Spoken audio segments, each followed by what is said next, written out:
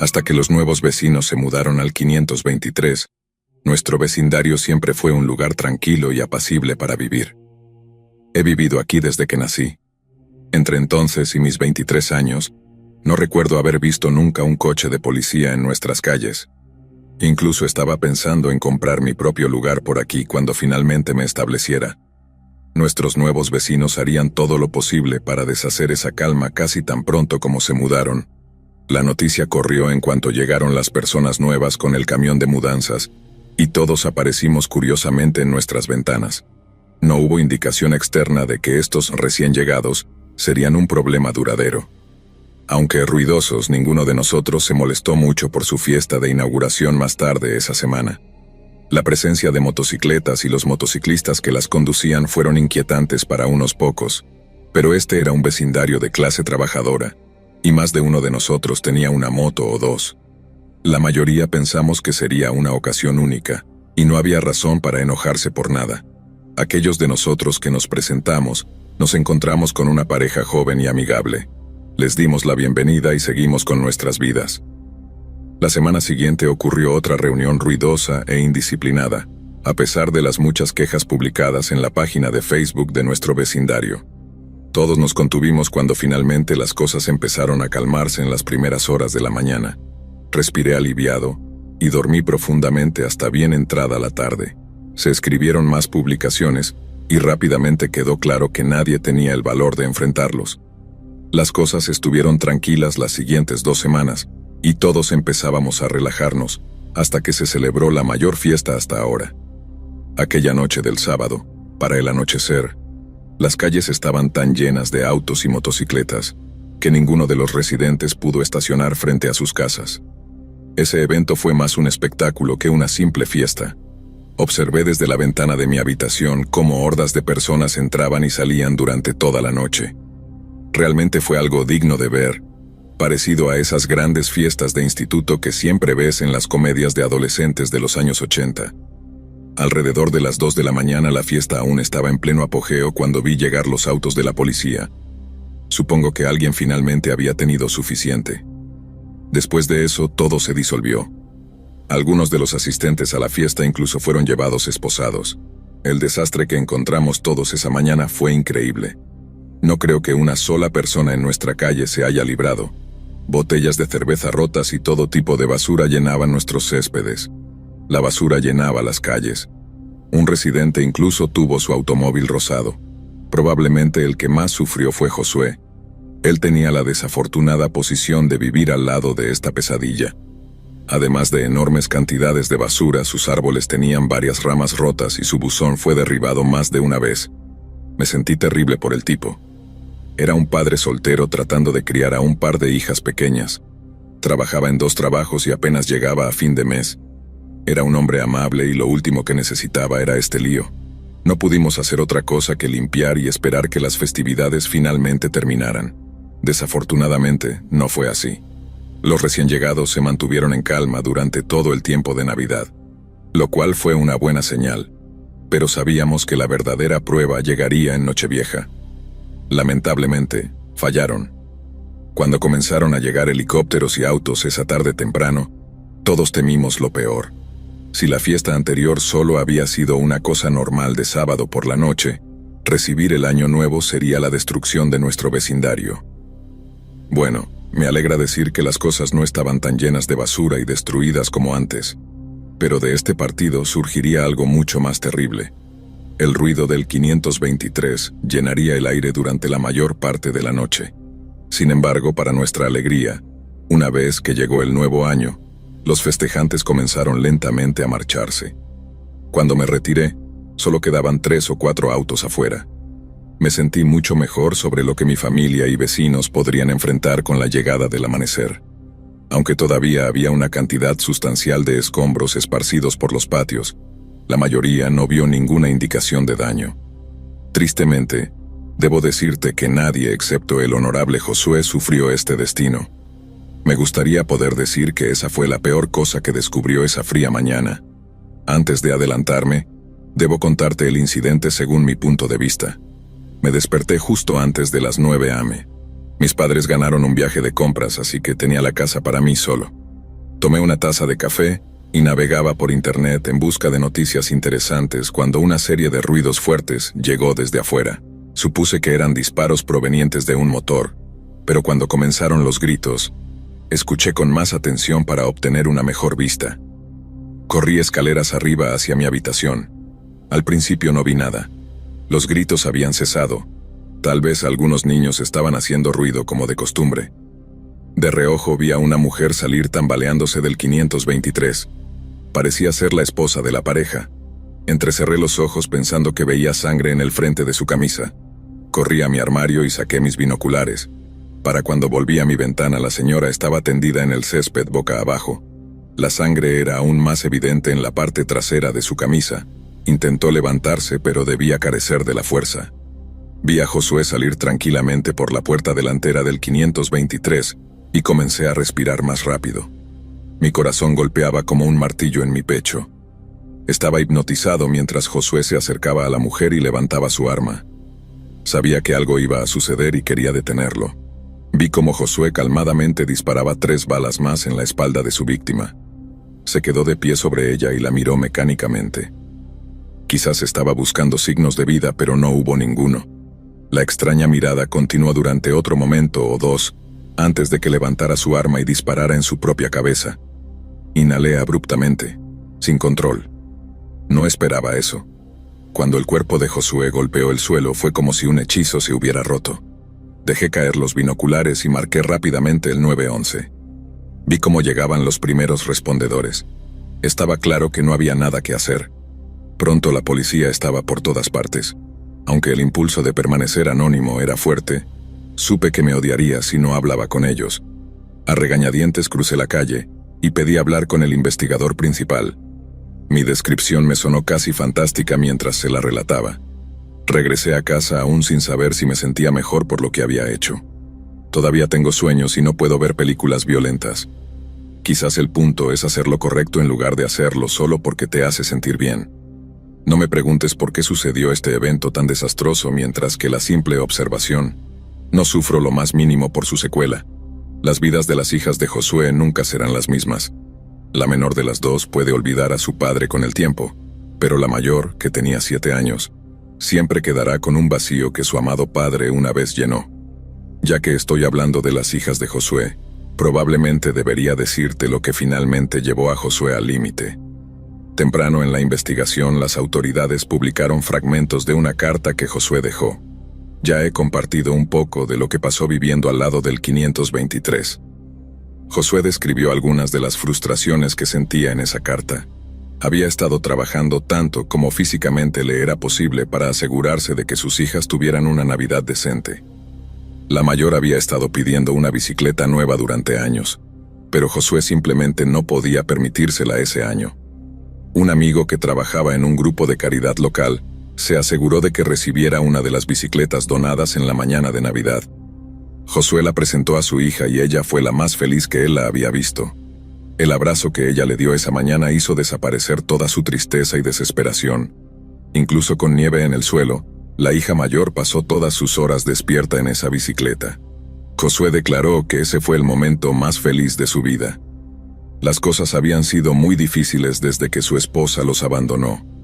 Ver la alegría en el rostro de su hija hizo que todo desapareciera.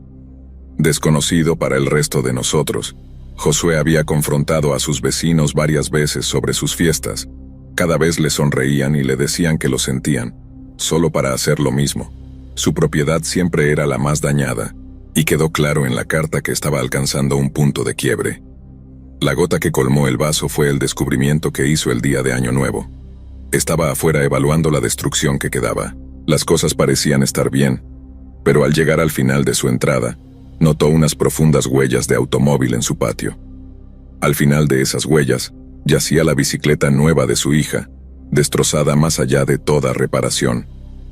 Daniel, el hombre jubilado que vivía al frente de Josué, describió su reacción a la bicicleta destrozada como desgarradora. Explicó que Josué se derrumbó de rodillas y lloró amargamente. Dijo que fue tan desgarrador verlo que él mismo se encontró llorando. Todo por una bicicleta destrozada, pero para Josué representaba mucho más. Recuerdo que Daniel dijo de repente, como si se hubiera activado un interruptor, se puso de pie y se limpió la cara. Volvió adentro y regresó un minuto después con su arma. Y todos saben lo que ocurrió después. Las hijas fueron enviadas a vivir con su tía. No tengo idea de dónde están ahora ni cómo les está yendo, pero estoy seguro de que al menos para la mayor la vida debe ser difícil. En los años desde los asesinatos, la casa ha tenido 2 dueños. Creo que la segunda familia la está alquilando actualmente. Los inquilinos no suelen quedarse mucho tiempo una vez que descubren lo que sucedió. Un chico que vivía allí incluso intentó convencerme de que la casa estaba embrujada. El vecindario en sí ha vuelto a su estado anterior, tranquilo y calmado. A pesar de esto, queda un sentimiento subyacente de tristeza. No creo que esto se deba a los asesinatos en sí. Honestamente, no hubo un solo residente en ese momento que derramara una lágrima por esos vecinos. Más bien fue por Josué, obviamente, y su familia. En los años siguientes, todos tenemos algo de culpa. Un buen hombre fue llevado a un acto despreciable y perdió su vida en el proceso. Tal vez si el resto de nosotros hubiéramos hecho más, tal vez expresarnos mejor, los vecinos habrían entendido cuán grave era el problema realmente. Tal vez se deba a que 2 maravillosas niñas quedaron huérfanas. Podrían ser todas estas razones y ninguna a la vez. Las razones tienden a ser poco más que excusas. Todo esto podría estar en mi cabeza. Lo que sé con certeza es una cosa. Si alguna otra familia o persona se muda a esta área y se convierte en una espina en el costado de la comunidad, iré personalmente y les contaré esta historia. Nunca más quiero preguntarme si podría haber evitado una tragedia. En el caso de que te mudes a una comunidad y pienses que puedes pasar por encima de tus vecinos y ser una verdadera pesadilla, recuerda este cuento y recuérdalo bien. Los estadounidenses se toman en serio su paz y tranquilidad. Trabajan duro para tener un lugar agradable, limpio y tranquilo al que volver, y están dispuestos a hacer cualquier cosa para mantener esa paz. Es un hecho que quizás te convenga no olvidar.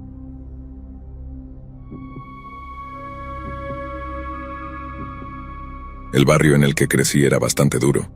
Yo era un chico blanco bastante escuálido y aunque no lo creas, vivir en esa zona hacía las cosas aún más difíciles. Justo después de cumplir los 15 años empecé a ponerme más fornido, y los otros chicos empezaron a mirarme de manera diferente. Dejé que el miedo que ahora sentían hacia mí se me subiera a la cabeza. La pelea, una vez una fuente de terror para mí, se convirtió en mi manera de expresar mi nuevo poder sobre los demás. Si sospechaba siquiera que un tipo me tenía miedo, lo empujaba hasta hacerlo estallar. Cuando lanzaba el primer golpe, yo lo golpeaba rápidamente. Mirando hacia atrás en ese tiempo, fui una persona terrible. Lo siguiente es la historia de lo que me hizo cambiar. Ahora sé que, aunque cada segundo fue aterrador para mí, fue exactamente lo que necesitaba. Esto sucedió cuando tenía 19 años. Algunos amigos y yo fuimos invitados a una fiesta después de uno de los juegos de fútbol del instituto. Creo que era el baile de fin de curso. Había muchas fiestas ese fin de semana. Algunos de nuestros amigos habían alquilado una habitación de hotel más temprano esa noche, en lugar de ir al baile. Nosotros nos quedamos allí hasta las 11:30. Fue entonces cuando nos dirigimos a una fiesta más grande, en la casa de la prima de mi novia, que tenía una casa grande en las afueras de la ciudad. No recuerdo dónde estaban sus padres esa noche. Cuando llegamos, el lugar estaba tan lleno que la fiesta se derramaba en el patio delantero. Alguien estaba en el porche delantero cobrando $5 por vasos desechables y cerveza de un barril. Conseguimos nuestras cervezas y estábamos sentados en la puerta trasera de una camioneta de un amigo, cuando todo comenzó a ir cuesta abajo. Un tipo alto que no reconocí pasó cerca y chocó con mi amigo, haciendo que se le cayera la cerveza sobre la chaqueta. Nos levantamos rápidamente y empujamos al tipo al suelo. Inmediatamente cayó, y pude ver en su cara que tenía miedo. Fue entonces cuando empecé a atacar. Le dije todo tipo de cosas que realmente no debería repetir aquí, y pensé que se pondría furioso, pero en lugar de eso, dijo que iba a traer a algunos amigos y que volvería. Me puse a reír a carcajadas. No había nada en él que me tomara en serio ni por un segundo. Había estado alrededor de tipos duros y este chico no era uno de ellos. Me pareció tan gracioso que ni siquiera quería pelear con él. Volvimos a nuestras cervezas y pronto olvidamos el altercado. Supongo que habría pasado una hora cuando empecé a sentir el efecto del alcohol. Estaba hablando con un grupo de tipos cuando de repente recibí un puñetazo por la espalda. Logré mantenerme en pie, pero estaba realmente sorprendido. También estaba completamente fuera de mí en ese momento, enojado. Me di la vuelta, ya en proceso de hacer puños, pero antes de que pudiera hacerlo recibí otro puñetazo por otro lado. Esta vez caí de rodillas. En ese momento estaba lleno de rabia, listo para matar a cualquiera que se interpusiera en mi camino, y estaba a punto de levantarme cuando sentí algo duro presionándose contra mi frente. Creo que instintivamente supe qué era. Mis ojos se enfocaron en una oscura pistola, y seguí el brazo que la sostenía hasta llegar a un rostro enfurecido y gruñón. Era el tipo al que había intentado intimidar antes. A su lado estaban algunos de los tipos más duros que había visto. No había ni rastro de miedo en sus caras y supe que no quería decir nada estúpido. La fiesta a mi alrededor se había quedado completamente en silencio. Estaba completamente bajo el control de mi agresor, y él lo sabía. Durante un largo minuto no dijo nada, luego soltó una risita y comenzó a llamarme con los mismos nombres que yo le había llamado antes. No estaba seguro de si iba a morir, pero sabía que mis días de intimidar a los débiles habían terminado por completo. Nadie me temería ahora, especialmente después de que este matón fuera mostrado como el cobarde que era. No pude concentrarme en nada más que en esa pistola. Cuando no respondí a su pregunta, él lentamente retrocedió el martillo con el pulgar y yo entré en pánico, gritando que sí, que era lo que él me había llamado a pleno pulmón. Esta reacción hizo que mis víctimas y sus amigos se rieran a carcajadas. Me sentía aún más impotente ahora. Mi mente volvió a los días en que era débil y un niño indefenso. Instantáneamente fui consumido por la vergüenza de lo que me había convertido. Él disimuladamente desenganchó el martillo y bajó la pistola. El grupo se dio la vuelta y se alejó riendo a carcajadas. Sentí un alivio tan grande que simplemente me desplomé en el suelo. La gente a mi alrededor seguía completamente en silencio. Tenía miedo de moverme. Seguí mirando al suelo hasta que el sonido de los pies arrastrándose se desvaneció. Finalmente tuve el valor de levantar la vista y estaba completamente solo. Honestamente me sentí aliviado. No podía haber enfrentado a nadie. Me levanté y me alejé tímidamente entre las sombras, demasiado avergonzado para pedir un viaje. Caminé los 5 kilómetros de regreso a casa. A la mañana siguiente, marcó el comienzo de una nueva vida a mis ojos. Ninguno de mis amigos llamó para ver cómo estaba, y eso fue toda la confirmación que necesitaba. Me mantuve en bajo perfil durante otros 9 meses antes de mudarme a una nueva ciudad. No era solo que hubiera sido expuesto como el cobarde que siempre fui. Estaba avergonzado de ese chico del que nunca quise ser recordado. Recibí lo que me correspondía y traté de olvidar mi pasado durante otros 7 años, hasta un encuentro no planeado con un amigo de la infancia. Al igual que yo, se había encontrado en el mal camino y había salido a tiempo. Él y yo creamos una organización sin fines de lucro que trabaja con jóvenes en riesgo, y así es como estoy hoy en día. No pasa una semana en la que no me vea a mí mismo en alguno de esos niños asustados. Algunos tienen antecedentes penales, y aunque yo nunca me alejé demasiado ni fui atrapado realmente, puedo ver hacia dónde me dirigía. Si alguien que esté leyendo esto está en el mismo camino, no es demasiado tarde para darle la vuelta a las cosas. Si necesitas ayuda, todo lo que tienes que hacer es pedirla y buscarla. Nunca quiero que otro niño se encuentre de rodillas, indefenso al final de un cañón de una pistola, rogando por solo otro día o por otra oportunidad de hacer las cosas bien.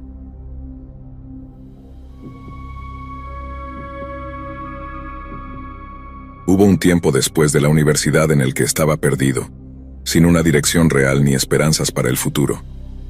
Como la mayoría, me rodeé de un grupo igualmente sin rumbo. Dormíamos nuestros días y pasábamos nuestras noches emborrachándonos. Mi mayor aliada en este tiempo de libertinaje era Stacy.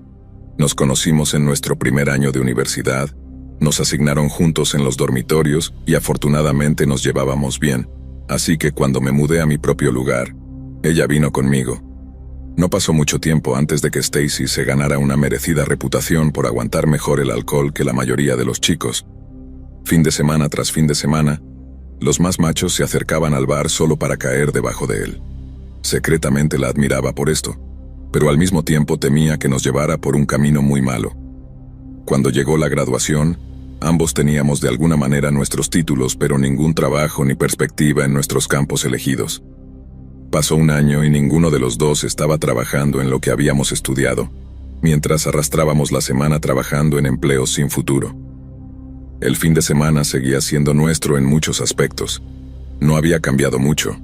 Stacy seguía bajando chicos borrachos debajo de la mesa, y yo solo trataba de salir adelante.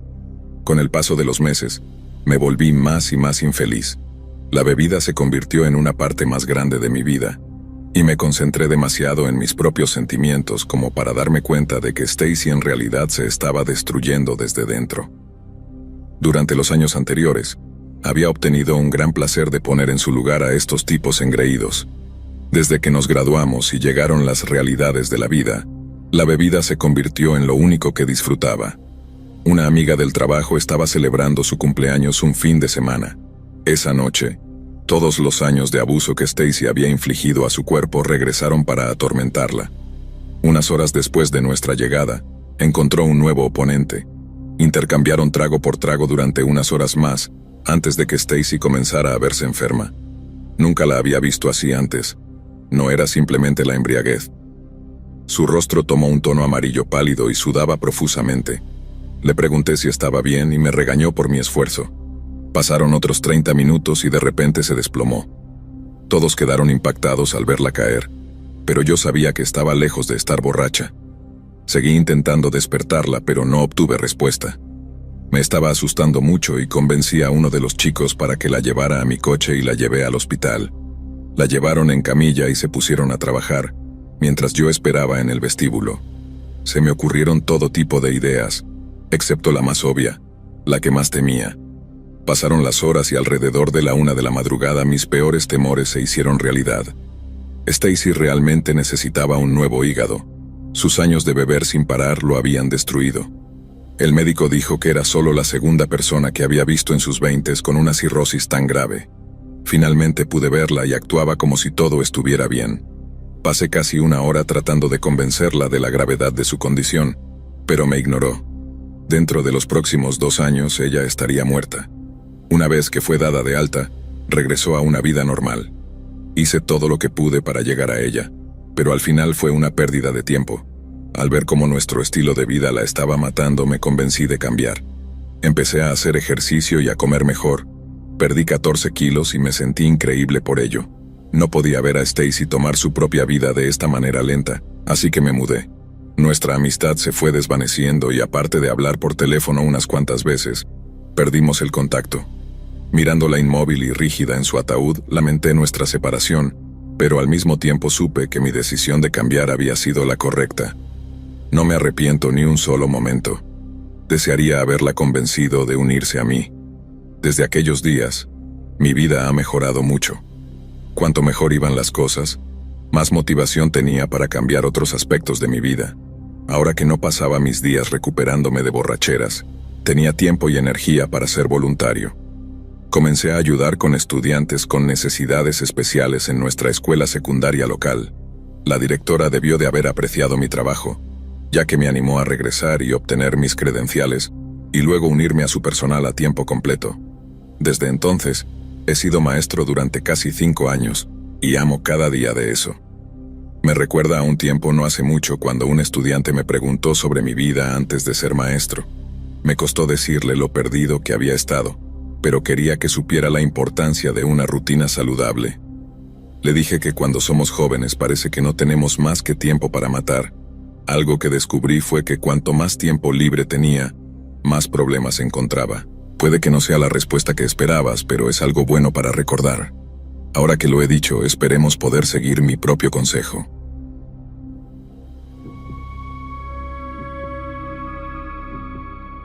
Brandon y yo fuimos amigos durante al menos 15 años. Aunque no recuerdo mucho de mi infancia, todavía puedo ver su rostro lloroso el día en que nos conocimos. Fue nuestro primer día de kindergarten, y Brandon estaba llorando a mares. No fue el único, pero dejó una impresión.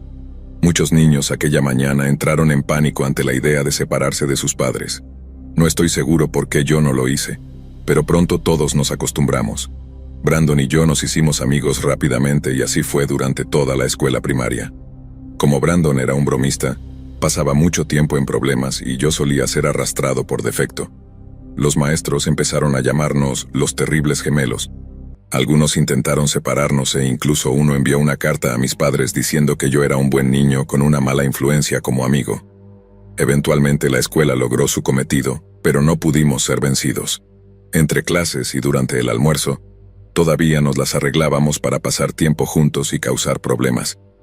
Cuando llegó la secundaria, nuestros días de hacer travesuras habían quedado atrás. Habíamos descubierto las chicas y pasábamos menos tiempo juntos de lo que solíamos hacerlo. Los viernes por la noche nos reuníamos en el juego de fútbol y poníamos al día. Yo todavía lo veía como un hermano y nos reíamos mucho cada vez que nos encontrábamos. Naturalmente, llegó la graduación y fuimos aceptados en diferentes universidades en lados opuestos del país. 1 o 2 veces al mes durante el semestre, él y yo llamábamos y compartíamos cualquier novedad en nuestras vidas. Cuando regresábamos a casa para las vacaciones, nos reuníamos en Denny's para hablar de traición, como decía Brandon. Hoy vamos a fiestas con otros amigos. Fue en una de esas fiestas donde un terrible accidente cambiaría nuestra amistad para siempre. En mi último año de escuela traje a casa a mi futura esposa conmigo para celebrar la Navidad. Estaba emocionado de estar cerca del final de mis estudios y esperaba presentarle a mi prometida a Brandon. Había hablado con él el día anterior a nuestra llegada a casa y mencionó que la fiesta la estaba organizando uno de nuestros amigos. Acordamos encontrarnos allí y hablar de traición con unas cervezas. Cuando llegó la noche, intenté que mi esposa viniera conmigo, pero decidió quedarse con mis padres para que Brandon y yo pudiéramos ponernos al día sin distracciones. Salí de la casa de mis padres alrededor de las 8:30 y llegué pronto a la fiesta. Llevé mi caja de cerveza a la cocina y me encontré con Brandon mientras contaba alguna historia sobre su repugnante compañero de cuarto. Después de que terminó su historia, él y yo fuimos a buscar un lugar tranquilo para charlar. Elegimos el balcón. Aquella Navidad era más cálida de lo habitual, así que era un buen lugar para beber y fumar un poco de marihuana. Llevábamos unas horas afuera y no nos dimos cuenta de cuántos más se nos habían unido hasta que se puso demasiado ruidoso, así que decidimos regresar adentro. Yo fui el primero en entrar y cuando conté la cantidad de personas en ese balcón, me quedé sorprendido. No era muy grande, pero tenía que haber al menos 25 personas allí con nosotros. Cerré la puerta corrediza detrás de mí. Brandon todavía estaba afuera recogiendo las botellas de cerveza. De repente todo el grupo, incluido él, desapareció de mi vista. Fue como si la tierra se los hubiera tragado. Estaba confundido sin saber qué acababa de ocurrir, y cuando corrí hacia la puerta la abrí de golpe y miré hacia abajo. Lo que vi fue terrible, y para ser honesto, todavía me persigue hasta el día de hoy. Debajo de mí, un grupo de personas ensangrentadas y rotas se retorcía y gemía. Algunos yacían en silencio y quietos. El pánico me invadió y grité hacia abajo por Brandon sin obtener respuesta. La mayoría de los otros asistentes a la fiesta ahora se habían aglomerado detrás de mí. No se dieron cuenta de lo que había sucedido hasta que fue demasiado tarde. Respiraciones entrecortadas y gritos amortiguados resonaban a mi alrededor, y lo único en lo que podía pensar era en ayudar a Brandon. Abrí camino a través de la multitud y corrí escaleras abajo. Fue aún peor de lo que había visto desde el departamento. Aunque 1 o 2 del grupo estaban relativamente ilesos, la mayoría estaban destrozados. Un tipo ileso me ayudó a rebuscar entre el montón de cuerpos rotos. Él buscaba a su novia. La encontramos rápidamente. Apenas estaba consciente y tenía sangre de otros por todo el cuerpo, pero parecía estar bien de lo contrario. Lo ayudé a llevarla lejos del grupo y regresé para encontrar a Brandon. Volteé 2 cuerpos inconscientes y vi su rostro ensangrentado mirándome. Estaba inconsciente y no respondía a mis sacudidas. Pronto llegaron varios otros de la fiesta.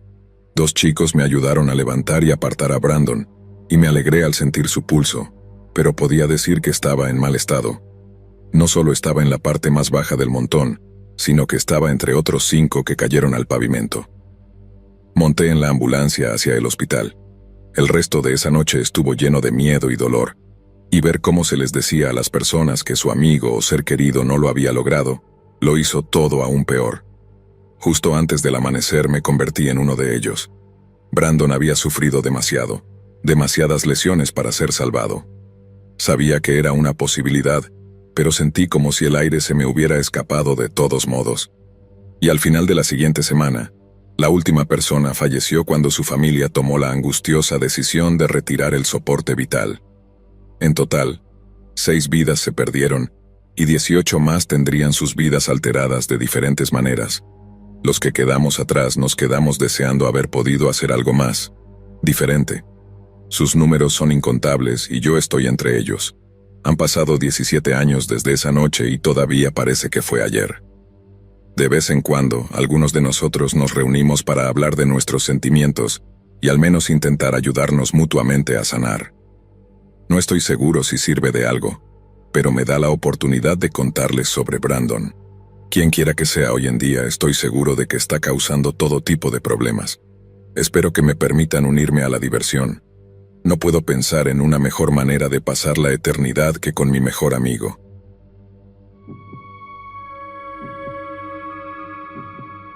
El cumpleaños número 18 de mi primo no fue solo el día en que se convirtió en hombre a los ojos de la sociedad, también fue el día en que aprendió una lección terrible. Alex había sido un problema desde una edad temprana. Tenía 7 años la primera vez que se metió en problemas con la ley. No fue nada grave, creo que robó un dulce por una apuesta o algo así. Sin importar su gravedad, ese día marcó el comienzo de una infancia problemática. Le siguieron peleas y uno que otro robo. Sus padres estaban desconcertados sobre qué lo causaba y especialmente, cómo detenerlo. Mi tío intentó hablar calmadamente al principio, pero a medida que el tiempo pasaba, más a menudo gritaba. Las cosas tomaron un giro completamente nuevo cuando Alex comenzó a frecuentar a verdaderos miembros de pandillas. Esta decisión desconcertó a muchos que lo conocían. Había crecido en una buena familia y en un buen vecindario, con 2 padres amorosos, todo lo contrario a lo que generalmente tienen los miembros de pandillas. Cuando Alex comenzó a hablar sobre unirse a la pandilla, su padre hizo un último intento. Una noche, tuvo lugar una especie de intervención. Todos los miembros de la familia se reunieron para salvar el alma de Alex, por así decirlo. Uno por uno, se desahogaron y hicieron todo lo posible para hacerle entender cuánto lo querían todos ellos. De alguna manera pareció funcionar. Lograron llegar al terco y rebelde adolescente, incluso él rompió a llorar junto con ellos. Parecía que las cosas estaban a punto de cambiar para mejor, justo a tiempo. Esta reunión ocurrió unas semanas antes del cumpleaños número 18 de Alex. La familia había planeado una gran celebración. Se suponía que sería coronada por la revelación de un regalo especial para el homenajeado. El gran día llegó y la casa de mis tíos estaba repleta de una familia feliz. Comenzamos los festejos con una comida masiva seguida de un pastel, hecho con los ingredientes favoritos de Alex, fresas. Cuando llegó el momento de darle su regalo, un sentido de emoción llenó el aire. Su madre le tapó los ojos mientras su padre obtenía su regalo. Caminó hacia afuera y cuando le destaparon los ojos a Alex, casi saltó del suelo al ver lo que había frente a él. Una nueva Ford F-150, su auto soñado. No podía creer lo que veía, incluso le pidió a su padre que le asegurara que era real cuando dejó caer la llave en su mano. Entonces supo con certeza que todo era real. Supongo que para saborear el momento, Alex caminó lentamente hacia la entrada donde estaba estacionada la camioneta. Su hermana menor corría detrás de él, y Trisha parecía estar más emocionada que Alex mismo. Mientras él exploraba el interior y se sentaba en los lujosos asientos de cuero, Trisha trepaba en la caja como si fuera un gimnasio. La familia se quedó alrededor, admirando y asombrándose de esta hermosa camioneta, sin darse cuenta del auto que pasaba lentamente junto a ellos. Una serie de estallidos fuertes rompió el aire, con cristales estrellándose y desmoronándose alrededor. La familia buscaba la fuente mientras la confusión se apoderaba rápidamente. En la distancia, un auto no identificado aceleró lejos. Pronto todo se volvió terriblemente claro. Alex yacía desplomado en el suelo, con múltiples heridas de bala y su reluciente camioneta nueva llena de agujeros y esquirlas de vidrio esparcidas por el suelo. Mi tía gritó cuando notó el cuerpo ensangrentado de su hijo en el suelo, y ambos padres corrieron a su lado. Increíblemente, Alex aún estaba consciente, pero rápidamente empeorando.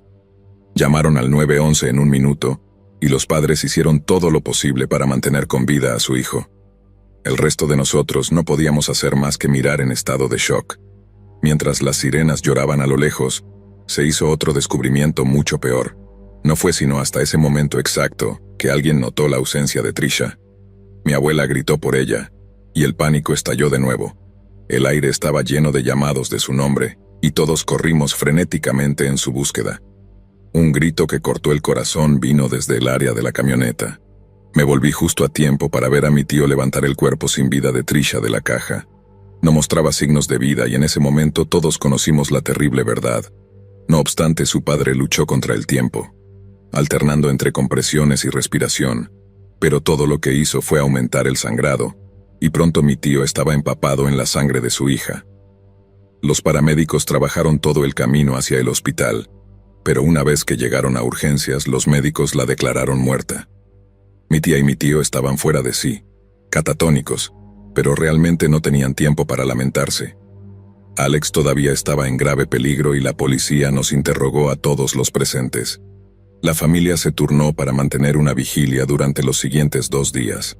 Los médicos no pudieron dar un pronóstico hasta el tercer día. Alex pasaría por 3 cirugías en esos primeros 2 días y finalmente, la mañana del tercer día, los médicos nos dieron buenas noticias. Sobreviviría, pero el camino sería largo. Más tarde ese día, cuando recuperó la conciencia, Alex se enteró del destino de su hermana. Creo que shock podría ser la mejor descripción de su reacción. Nadie, aparte de la policía, pudo sacarle una palabra durante algún tiempo. Estaba ansioso por ayudar, aunque no vio los rostros de los tiradores. Estaba casi seguro de sus identidades. La muerte de una niña en un tiroteo desde un automóvil naturalmente llegó a los titulares, y la policía fue sometida a mucha presión para capturar a los perpetradores. La investigación consumió una gran cantidad de tiempo y recursos, pero finalmente los policías lograron que el conductor del auto delatara a sus cómplices. El juicio se hizo casi un año después, y Alex todavía usaba un bastón cuando testificó. Para entonces, el veredicto era casi un hecho. Ambos tiradores actualmente esperan en el corredor de la muerte para su día con la aguja en nuestro estado. Tienen más posibilidades de morir de viejos que en la calle permanentemente. Alex se ha curado en su mayor parte físicamente. La cojera con la que camina siempre estará ahí, pero mentalmente nunca será el mismo. Se culpa a sí mismo por la muerte de Trisha. No había sido completamente honesto con sus padres acerca de su relación con la pandilla, y resultó que había sido miembro durante algún tiempo, y el tiroteo fue el castigo por alejarse. Él y yo todavía hablamos de vez en cuando durante las vacaciones y cosas por el estilo. Una cosa que él dijo que siempre se quedará conmigo fue algo sobre su padre. Alex tenía alrededor de 15 años en ese momento, y su papá estaba reprendiéndolo por algún problema en el que se había metido. Puedes pensar que lo tienes todo resuelto, muchacho, hasta ahora solo has recibido pequeñas palmadas en la muñeca. No siempre será así. Así no es como funciona la vida. Un día tus gallinas volverán al gallinero y todos recibiremos lo que nos corresponde eventualmente. Puedes terminar en la cárcel o, Dios no lo quiera, muerto, pero son tus seres queridos los que terminan sufriendo más. Puedo ver que esas palabras todavía lo atormentan como a mí. Para él deben ser un destino peor que la muerte.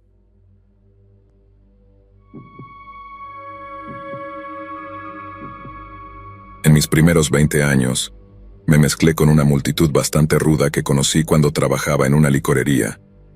Todos teníamos más o menos la misma edad, excepto Calvin, que pasaba de los 30. Podrías decir que él era como nuestro líder. La mayoría de nosotros crecimos sin padres y Calvin parecía llenar ese vacío. Había estado en el ejército cuando teníamos su edad, había visto el mundo y tenía muchas más experiencias en la vida. Cuando me uní al grupo, Calvin acababa de salir de la cárcel por cargos de drogas. No era un gran jugador en ese mundo, pero había causado suficiente revuelo para llamar la atención de la policía. Lo que no sabíamos en ese momento era que también había aparecido en el radar de otro grupo en nuestra ciudad. Un pequeño número de traficantes controlaba el comercio, y según lo que he leído, todos eran abastecidos por las mismas personas. Cada uno tenía sus pequeños territorios, y la paz más o menos se mantenía gracias a ese arreglo. Calvin había comenzado a amenazar esa paz. No solo estaba siendo abastecido por otra fuente, su simple presencia debió haber enfurecido a las personas equivocadas. Y en una oscura y lluviosa noche en 2011, esas mismas personas pusieron fin al incipiente negocio de Calvin. y casi me convertí en daño colateral. A diferencia de la mayoría de mis amigos, yo tenía un trabajo legítimo durante el día y no tenía antecedentes penales. Había crecido en el mismo vecindario, de la misma manera, pero tenía una madre más fuerte que hizo todo lo posible por mantenerme fuera de problemas. La escuchaba la mayor parte del tiempo, pero era joven e insensato. Quería juntarme con los tipos duros. De alguna manera logré evitar problemas con la ley. Hoy en día lo atribuyo a una combinación de suerte y sentido común. Algo indefinible me decía que me alejara. Aprendí a escucharlo y me mantuvo fuera de la cárcel. No puedo contar las veces que me salvó el pellejo en el último segundo. Esa noche lluviosa en 2011 fue una de esas veces. Calvin y yo estábamos apretujados en su auto con otros 3 tipos. Uno de los tipos había sido invitado a una fiesta que decía conocer. Sabía en qué apartamento estaba, pero cuando llegamos al complejo, estaba perdido. No era la primera vez que hacía algo así. No era el más listo de la cuadra. Habíamos estado conduciendo alrededor de media hora, y todos en el auto estábamos nerviosos. De repente, este tipo señala al edificio y dice que está seguro de que era el correcto. Bastante vago, lo sé. Estaba harto de los juegos y decidí ver por mí mismo. Me acerqué al edificio y no vi ni escuché señales de una fiesta. Me di la vuelta y noté otro auto estacionado junto al de Calvin. Desde mi punto de vista no vi a nadie adentro. Di un paso, pero esa fuerza desconocida me dijo que me detuviera. Algo de todo eso me puso nervioso, así que retrocedí detrás de la pared y observé. Me alegra haberlo hecho. No más de 5 segundos después, el conductor del otro auto abrió fuego contra Calvin. Los disparos iluminaron todo. Me agaché y me acurruqué detrás de la pared. Estaba aterrorizado.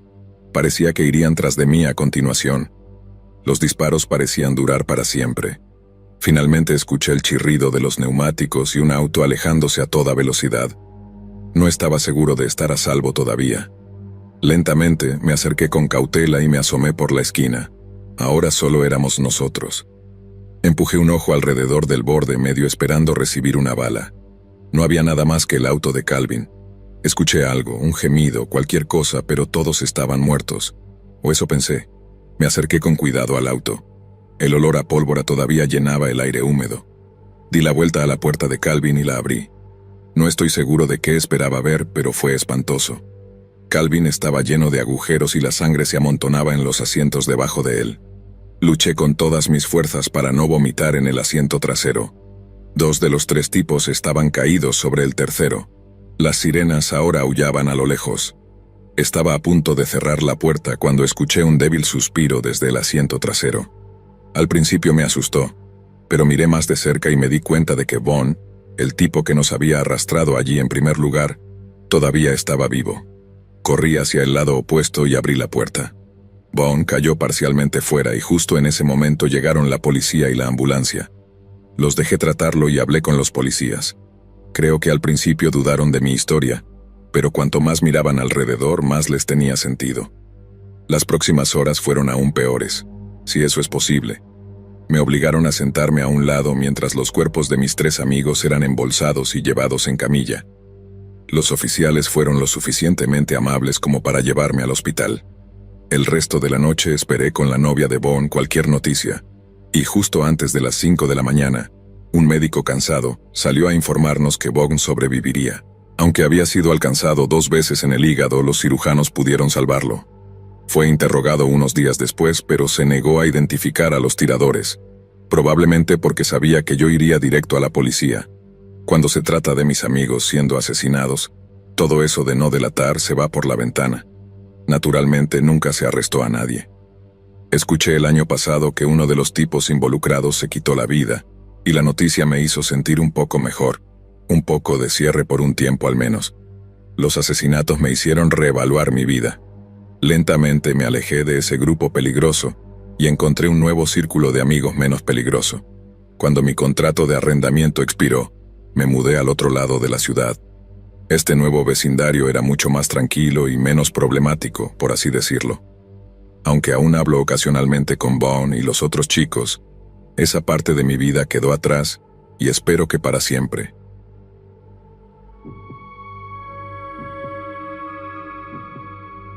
Tenía 17 años en mi último año de secundaria. Había un fin de semana hacia el final del año escolar en el que mis padres se iban. Lo vi como la oportunidad perfecta para organizar una fiesta de fin de año. Fui a la tienda y compré 3 bolsas grandes de vasos rojos solo y una bolsa de pelotas de ping-pong. También pagué a mi hermano mayor, que tenía 21 años, para que comprara muchas cervezas y licor. Lo bueno de mi casa era que estaba en un callejón sin salida y tenía un terreno dedicado a la recolección de agua justo detrás del patio trasero, así que las posibilidades de quejarse por ruido eran escasas. Mi hermano mayor invitó a unos 10 amigos suyos. La gente empezó a llegar alrededor de las 9. Básicamente hice una invitación abierta y la mayoría de la gente de mi año vino. En el pico de la noche probablemente había entre 60 y 70 chicos en mi casa. Fue más loco de lo que pensaba.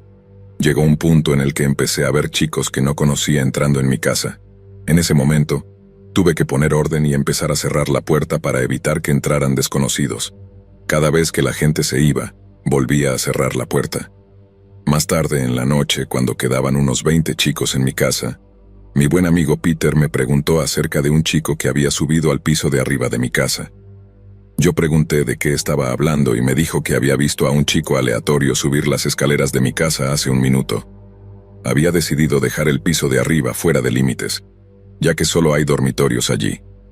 Subí corriendo y revisé todos los dormitorios, que estaban todos a oscuras. Revisé mi dormitorio por último, que también parecía vacío.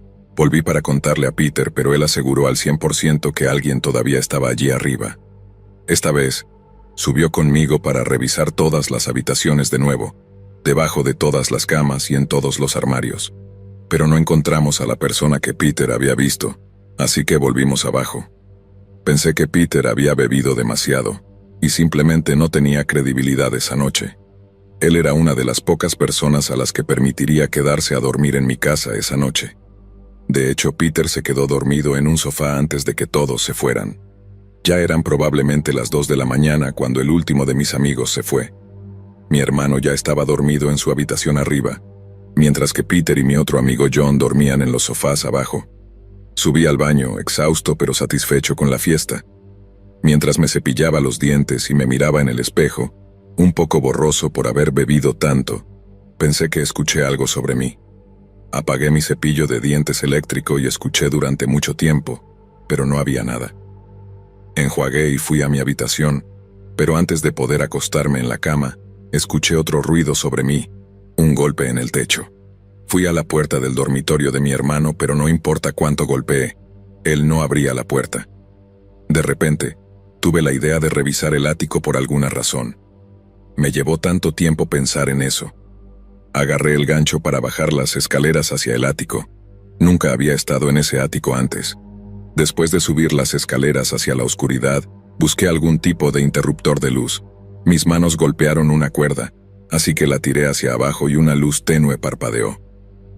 El centro del ático, donde estaba la puerta, estaba bien iluminado por esta luz, pero las paredes exteriores del ático estaban todas oscuras. Pero incluso en la oscuridad, podía sentir otra presencia allí. Pregunté, ¿hay alguien aquí? Y sentí un escalofrío cuando vi que una caja cerca de la esquina se caía. Detrás de ella, alguien estaba agachado, corriendo detrás de otra pila de cajas. No parecía un chico, parecía un hombre adulto. Al mismo tiempo pude escuchar el roce de una bolsa de plástico en otra esquina del ático, detrás de mí. Salté de las escaleras y cerré de golpe la puerta del ático. Corrí hacia mis 2 amigos para contarles lo que había pasado. Les tomó un poco de tiempo despertarse completamente para entender lo que les gritaba. Peter me dijo que llamara a la policía de inmediato, y así lo hice. Supongo que necesitaba esa segunda opinión sobre qué hacer antes de llamar realmente a la policía. Volví al piso de arriba con mis 2 amigos para golpear la puerta del dormitorio de mi hermano, pero todavía no respondía. Empecé a preocuparme de que algo le hubiera pasado. Las sirenas de la policía sonaron afuera, así que los 3 corrimos escaleras abajo, y con alivio, un oficial y su compañero entraron y nos preguntaron dónde estaba el ático. Los llevé a la puerta del ático y se la abrí. Ellos hicieron su trabajo, subieron con linternas en una mano y armas en la otra. Nos dijeron que esperáramos abajo en la sala de estar, y no pasaron ni 2 minutos antes de que los policías salieran del ático con 2 hombres que parecían tener entre 30 y 40 años. Tenían un aspecto desaliñado y peligroso, probablemente sin hogar y probablemente locos también. Nos miraron mientras pasaban junto a nosotros. Mi hermano salió de su habitación poco después para vomitar, y cuando le expliqué todo, dijo que había dormido profundamente a través de nuestros golpes en la puerta. Afortunadamente, como mi hermano tenía 21 años, actuó como adulto en la situación y habló con la policía. Gracias a eso pudimos mantener el incidente en secreto de nuestros padres.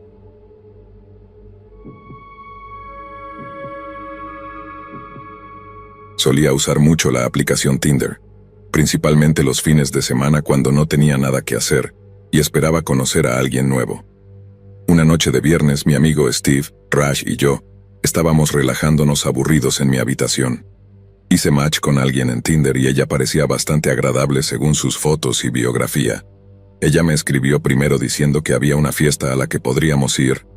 Le pedí los detalles como la ciudad, la hora y la dirección, y ella me envió la dirección de una casa en una ciudad no muy lejana. Copié y pegué la dirección en Maps y decía que estaba a solo 10 minutos de distancia. Le pedí su número para enviarle un mensaje de texto y ella lo dio rápidamente. Estuvimos enviando mensajes por un rato y terminé diciéndole que estábamos en camino. Mis amigos estaban de acuerdo, así que pensé, ¿por qué no? Era mejor que quedarse en mi habitación. Me vestí con jeans y una camisa de botones, mientras que mis amigos se fueron como estaban. Llamamos al Uber para que nos llevara a la casa. Cuando llegamos, la casa era definitivamente pequeña, y la mayoría de las casas allí eran del mismo tamaño, así que inmediatamente pensamos que era una fiesta de barrio bajo. Le envié un mensaje a la chica y dijo que entráramos. Empezamos a escuchar la música a todo volumen desde adentro mientras nos acercábamos al escalón, así que eso fue reconfortante. El Uber se fue en la noche mientras llegábamos al escalón. La chica dijo que simplemente entráramos. Abrí la puerta y entramos. Nos recibió la sala de estar y todas las habitaciones adyacentes de la casa parecían estar iluminadas. Parecía que la música venía de otra habitación, pero aún así, la sala de estar estaba vacía. No había nadie a la vista, excepto un tipo de unos 20 años con aspecto punk que estaba sentado en una silla en la cocina. Volví a enviar un mensaje a la chica diciendo que estábamos dentro. Ella dijo que bajáramos al sótano. Le pregunté dónde estaba el sótano, y ella dijo que estaba justo frente a la puerta principal. Mis amigos se reían, diciendo que esto era extremadamente sospechoso y que tal vez deberíamos irnos. Abrí la puerta que estaba justo frente a mí, y efectivamente conducía a un sótano. Había una luz azul que parecía llenar toda la habitación de abajo. La música definitivamente venía de ahí abajo. Bajé cada escalón lentamente. Raj me siguió, pero Steve por alguna razón se quedó en el primer escalón. Gritó desde arriba, «Avísame qué hay abajo». Era difícil escuchar algo porque la música estaba tan fuerte. Bajé lo suficiente por la escalera como para empezar a ver dentro del sótano.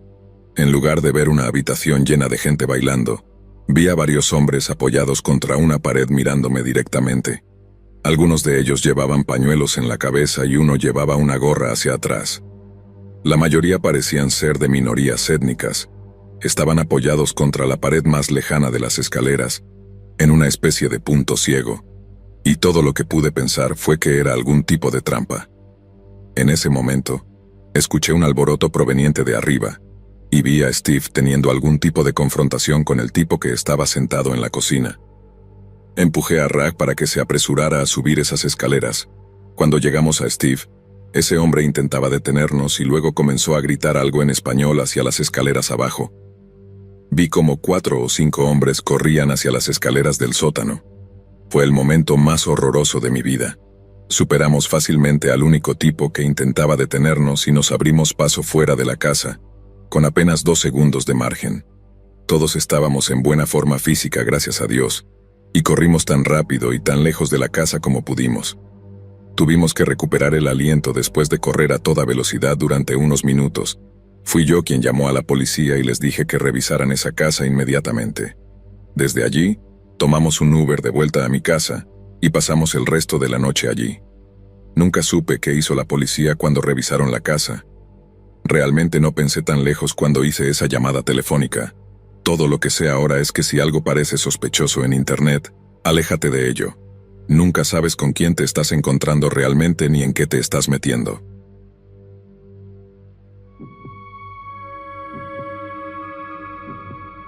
Solía ir a la Universidad de Idaho antes de transferirme en mi segundo año. Asistí a muchas fiestas de fraternidades allí, pero hubo una fiesta en particular que cambió la forma en que veía las fiestas universitarias.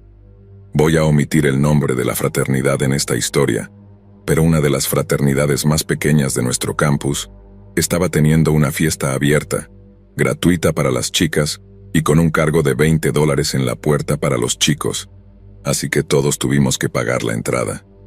Cuando entramos definitivamente había mucha gente, pero en general la fiesta parecía algo sucia y sospechosa. Había muchos más chicos que chicas y la casa estaba increíblemente caliente. Vi a un par de chicos dirigiéndose a una habitación trasera, así que pensé en echar un vistazo para ver qué estaba pasando allí. Después de pasar por una puerta a una sección mucho más tranquila de la casa, vi a los mismos chicos salir afuera. Decidí seguirlos y ver cómo estaba la fiesta en la sección del patio trasero. Cuando abrí la puerta trasera y miré afuera, vi a los dos chicos parados alrededor de una fogata. No había nadie más en el patio trasero. Me miraron cuando escucharon abrir la puerta y antes de que pudiera girarme y volver adentro, me hicieron señas para que me acercara. Me sentí incómodo y probablemente debería haberlos ignorado y vuelto adentro, pero me sentí presionado para acercarme a ellos. Me dijeron que me sentara en uno de los troncos colocados alrededor de la fogata, así que lo hice. Luego se sentaron en otros dos troncos y empezaron a fumar cigarrillos. Ambos se quedaron allí sin decir una palabra, solo fumando y mirando en mi dirección general. No dijeron nada, ni siquiera me ofrecieron un cigarrillo. Pensé en intentar iniciar una conversación, ya que ellos me habían llamado, y les pregunté si eran de la fraternidad. Uno de ellos negó con la cabeza y eso fue todo. Luego les pregunté si conocían a alguien en la fiesta, pero esta vez ni siquiera recibí un reconocimiento de mi pregunta. Los dos simplemente se miraron el uno al otro y luego me miraron a mí. Ahora que me miraban no apartaban la vista, y yo me sentía cada vez más incómodo. Uno de los dos dijo en voz lenta y monótona: «Ese es un buen reloj». Miré mi barato reloj Timex de $30 en mi muñeca. No era para nada un buen reloj, pero tal vez para él parecía uno. El mismo tipo se levantó y mientras caminaba hacia mí dijo: «Dame tu reloj». El otro chico también se levantó y comenzó a caminar detrás de mí, como si me estuvieran rodeando. Me quité el reloj apresuradamente diciendo: «Sí, claro, sin problema». Cuando me lo quité me puse de pie y se lo entregué, pero fue solo un movimiento para prepararme mejor para correr hacia la puerta. Escuché un chasquido y un silbido que venían detrás de mí. Lo asocié con el sonido de abrir una navaja. El chico detrás de mí dijo: «Quítate la camisa». Fue en ese momento cuando decidí que era hora de correr hacia la puerta. Me tomó unos 3 segundos llegar a la puerta. No sé por cuánto tiempo me siguieron ni si lo hicieron. Cuando volví a entrar en la casa, regresé a la sección delantera donde estaba la fiesta y encontré a mis dos amigos. Les dije que teníamos que irnos y que hicieran preguntas después. La gente me miraba. Supongo que hice un escándalo al decirle a mis amigos que nos fuéramos. Finalmente me escucharon y nos fuimos de la casa por el frente. El campus estaba a 800 metros de esa casa, así que caminamos de regreso. En un momento me di la vuelta y vi a 2 personas caminando hacia nosotros. Se detuvieron y nos miraron bajo una farola. Eran esos 2 hombres del patio trasero. Le dije a mis amigos que corrieran y me escucharon. Corrimos todo el camino de vuelta al campus y a nuestros dormitorios. Le conté al presidente de esa fraternidad particular lo que había sucedido. Me prometió que no estaban asociados con esas 2 personas.